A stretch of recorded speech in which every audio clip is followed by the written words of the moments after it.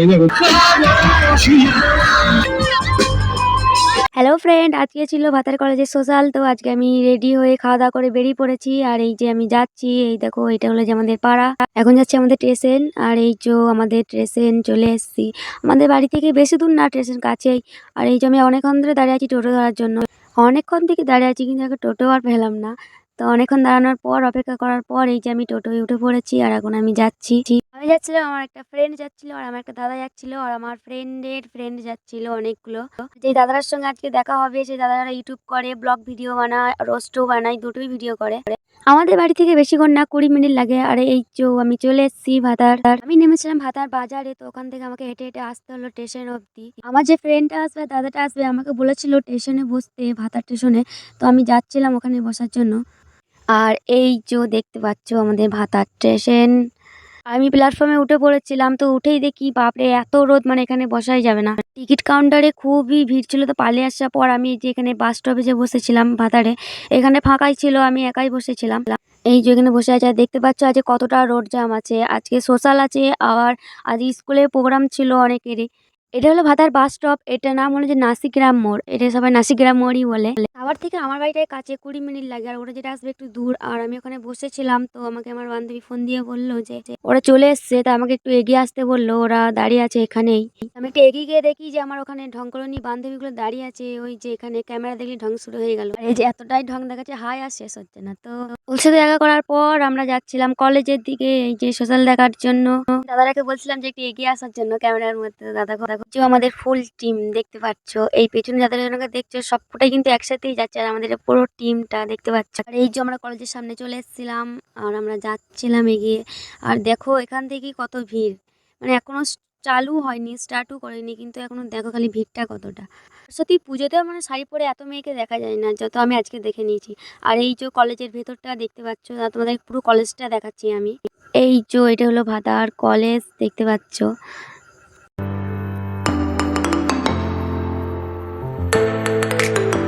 এই যে মঞ্চটা দেখতে পাচ্ছ, স্টেজ ওখানে আছে।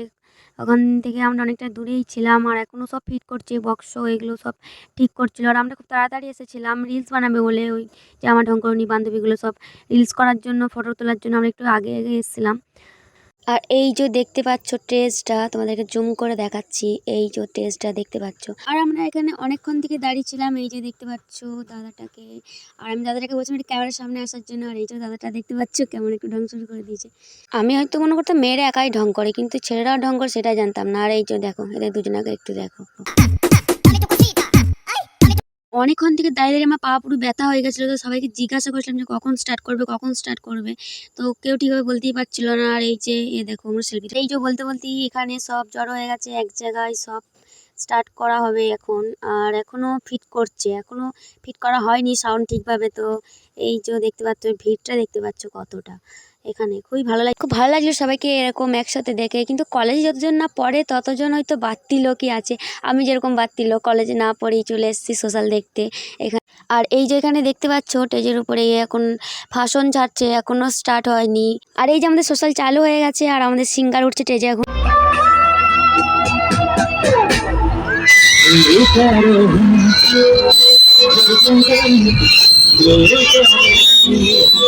तेरा निशान होके जुदा मैं जिया तू है कहाँ मैं कहाँ यारों में खोया रहता हूँ मुझको दसती है तन्हाइयाँ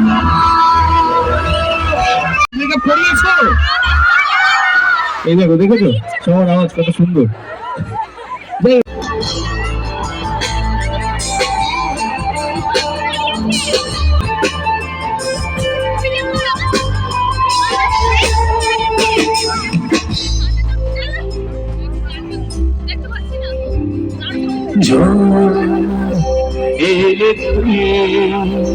সাথে থাকলে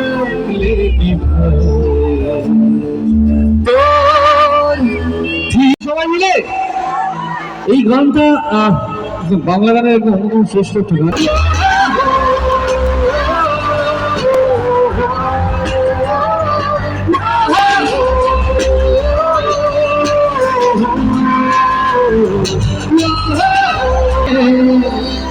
गुजरे जमाना